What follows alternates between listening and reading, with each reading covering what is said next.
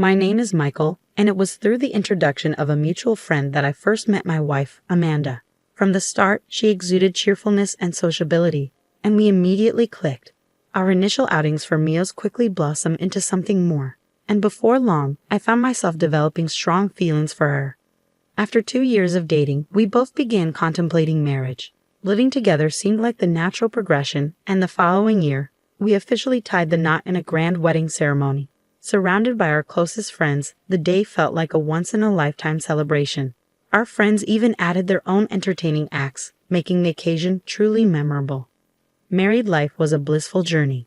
While we both juggled our jobs, Amanda's demanding work often meant she arrived home earlier than me, dutifully preparing delicious meals for us.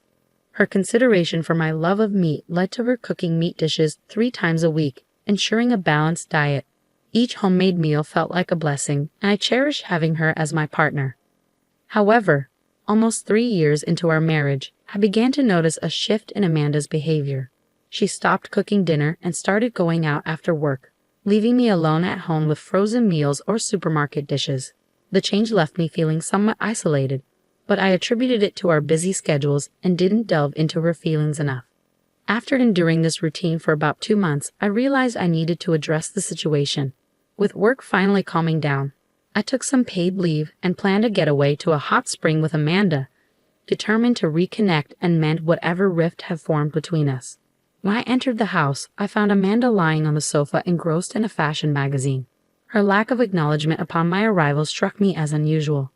"Hey, Amanda," I began, breaking the silence. "I've scheduled some time off work for us the week after next. How about we go to a hot spring and unwind together?" Without glancing up from the magazine, Amanda replied, "No, I'm not interested." Her response caught me off guard, leaving me momentarily speechless. I had meticulously researched accommodations and nearby restaurants, intending to present her with a thoughtfully planned getaway. "I've been so caught up with work lately that I haven't been able to give you much attention," I explained. "I thought some time away together would help us reconnect. I assumed you might be feeling lonely too." Despite my efforts to bridge the gap between us, Amanda remained indifferent.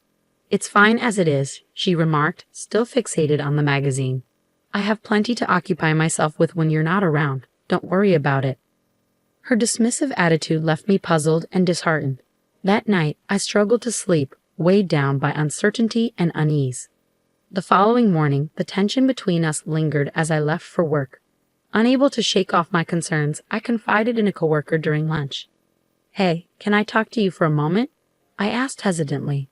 "It's not exactly a fight, but something happened with my wife yesterday." As I recounted the previous day's exchange, my coworker offered a blunt suggestion. "Could she be cheating on you? I mean, you don't have any other clear reasons, right?" I racked my brain, unable to conjure any other explanation for Amanda's sudden aloofness besides the ominous word, cheating. It reverberated in my mind, a weighty echo I never thought I'd associate with her. But once the seed of doubt was planted by someone else, suspicion flourished and my health began to falter under its oppressive weight. That day at work was a blur, my mind consumed by thoughts of betrayal. Unable to concentrate, I made the decision to leave early. Upon arriving home, I bypassed changing into comfortable clothes, shedding only my suit jacket before collapsing onto the bed, mentally and physically exhausted. With some time to spare before Amanda's return, I drifted into a fitful slumber, seeking solace in the cool, dimly lit room. My restless sleep was abruptly interrupted by the unmistakable sound of laughter and multiple voices entering the house, followed by the distinct sound of Amanda's voice. Initially, I assumed she had returned home. However, the presence of an unfamiliar male voice shattered that illusion, intensifying my suspicions. As footsteps approached the bedroom, my heart raced with apprehension. My fears were confirmed when Amanda entered the room, her expression momentarily betraying surprise at finding me there. Her subsequent words dripped with mockery as she questioned my presence. "Oh, Michael, what are you doing here?" she taunted, her tongue dripping with disdain. "I thought you were supposed to be at work." I faltered, my stomach churning with a sickening mix of dread and betrayal.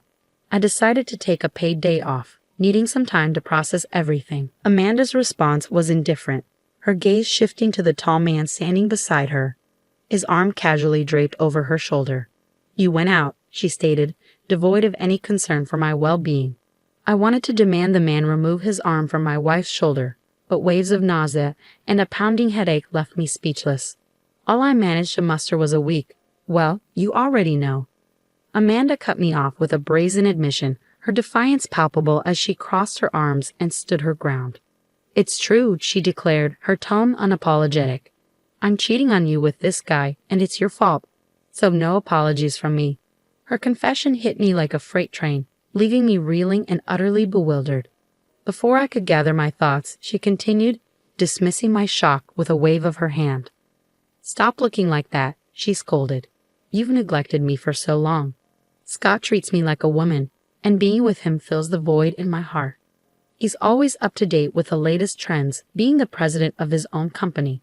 Plus, he's fun and exciting." As Amanda praised the man, I finally recognized his face. It all fell into place when she mentioned his position as a company president. He was the head of XYZ Company, a client I had been working closely with. His meteoric rise in the industry, starting his business in his 20s, had made him a notable figure. I recalled our interactions during business meetings and exchanging business cards, never imagining that he would become a central figure in this devastating revelation. "Why?" I asked Amanda, my voice trembling with disbelief. "Like I said before, that's why," she replied nonchalantly, her tone devoid of remorse. "But I'm fine with getting a divorce." The word divorce hung heavy in the air, igniting a desperate urge within me to halt Amanda's departure. Yet as she moved to leave the room with Scott, I struggled to find the words to stop her. "Are you really okay with ending our marriage so easily?" I implored, my heart aching with the weight of impending loss. But Amanda brushed off my concerns with a dismissive wave. "It doesn't matter anymore," she declared, making a move to exit with Scott in tow. "I'll ensure Amanda's happiness, so don't worry," Scott interjected, flashing me a disarming smile before following Amanda out of the room. Left alone, I grappled with the reality of impending divorce, a bitter pill to swallow. In the aftermath, I finalized the divorce proceedings and received alimony. However, the emotional toll of the betrayal left me mentally shattered, necessitating a leave of absence from work to focus on my recovery. The root of Amanda's infidelity became clear during this period of introspection. My relentless dedication to my job had left her feeling neglected, driving her to seek solace in the company of others. Amanda's outgoing nature and ease in forging connections led her to cross paths with Scott at bars, where their bond quickly deepened. During my hiatus from work, a colleague informed me that Scott's company, a former client, had relocated its headquarters from New York. This revelation brought a sense of closure, knowing that I would no longer have to face the painful reminder of Amanda's betrayal in a professional context. In the years that followed, I gradually reclaimed my mental well-being. By a stroke of serendipity, I found love once again and made the decision to remarry, embracing the hope of a brighter future. I had made the decision to change jobs and relocate to a rural area, seeking a more tranquil lifestyle surrounded by abundant nature compared to the hustle and bustle of the city. Married life in this serene setting seemed to suit me well, and I was content, living a peaceful existence. However, tranquility was disrupted when, on a day off, a police officer called out my name, halting me in my tracks. Confused and unaware of any wrongdoing, I followed my instincts and made my way to the police station. Upon entering the station and being ushered into a room, I was met with an unexpected sight, my ex-wife, Amanda, waiting for me. Before I could process the situation, Amanda launched into a tirade, accusing me of stalking her with an unsettling level of excitement. Bewildered by her accusations, I attempted to reason with her, but she persisted, refusing to acknowledge my side of the story. My confusion only deepened when a police officer brought in another individual, Scott. With a bitter twist of irony, Scott joined in, questioning my motives and insinuating lingering feelings for Amanda despite years having passed since our divorce. His words stung, a painful reminder of the tumultuous end to our marriage, a wound still raw, even after all this time. I requested an explanation from the police officer who had brought Scott into the room. It transpired that Amanda had been enduring the torment of a stalker for an extended period, and in her distress, she had mistaken the stalker's resemblance to me and reported me to the authorities. The police, upon discovering my recent move to the town, had called me in for questioning. While I comprehended the gravity of the situation, Amanda's dismissive attitude only fueled my frustration. However, the police officer intervened, urging me to remain calm and suggesting that I provide evidence to support my innocence. Determined to clear my name, I arranged for someone to accompany me to the police station. Within minutes, the chosen individual arrived, prompting a startled reaction from Scott. "Elizabeth," he exclaimed, his surprise palpable. "Hi, big brother. It's been a while," she greeted warmly, revealing her connection to Scott as his sister.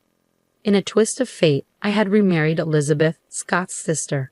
Scott and Amanda, unaware of this revelation, appeared visibly flustered.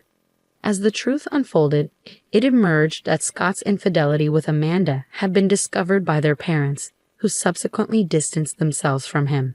His parents, prominent figures in a company with numerous business ventures, chose to support me upon learning of their son's wrongdoing. Initially hesitant to face the family of Amanda's lover, I found solace and understanding in their company as we spent time together, my heart gradually finding peace amidst the turmoil. I found love once again, this time with Elizabeth, Scott's sister, and we eventually tied the knot. Scott's reaction was one of disbelief and outrage. "Are you kidding me?" he erupted, his voice laced with anger. "I haven't heard anything about this." Elizabeth, accustomed to her brother's temperament, countered his outburst calmly.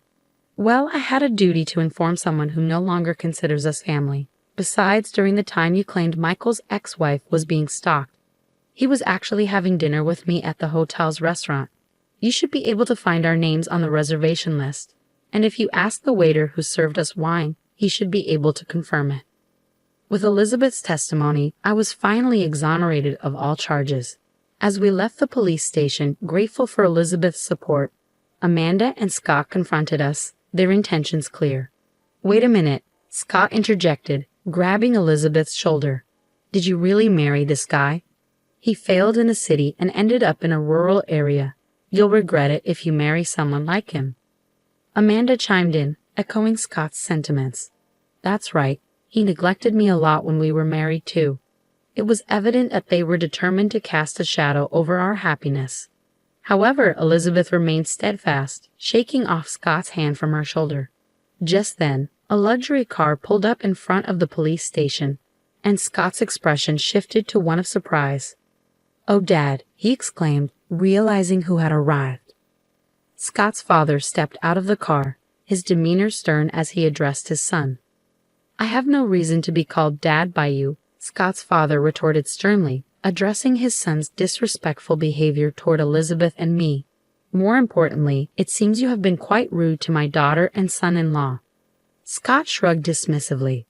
"Well, can't be helped, can it? Are you really okay with Elizabeth marrying this loser?" His father's expression hardened. "What's with your attitude toward the heir to my company? If anyone's a loser here, it's you. Your business only succeeded because of good luck, and you've been acting all high and mighty without even understanding proper management. You have no right to badmouth Michael. Indeed, I had relocated to this town to study as a successor in my father-in-law's business, having changed jobs to a group company based in this area." As the truth sank in, Scott's confidence wavered, his shoulders drooping in defeat. Meanwhile, Amanda attempted to salvage the situation, but her efforts fell short in the face of the undeniable facts. "What does this mean?" Scott finally managed to utter, his voice strained with uncertainty. "You said you'd inherit the company," Elizabeth reminded him, her tone tinged with disappointment. "Scott's company is doing well, right?" However, the truth soon emerged. Scott's company was on the verge of bankruptcy, and considering his extravagant spending, he was likely in debt as well. Scott fell silent, the weight of reality settling heavily upon him as his father's words rang true. Elizabeth delivered the final blow, highlighting his empty promises to make Amanda happy and questioning his judgment. With the truth exposed, the suspicion of stalking against my ex-wife was cleared. In the aftermath, Scott's company collapsed and Amanda parted ways with him. Meanwhile, I found myself liberated from the curse of Amanda and Scott, living a contented life with Elizabeth.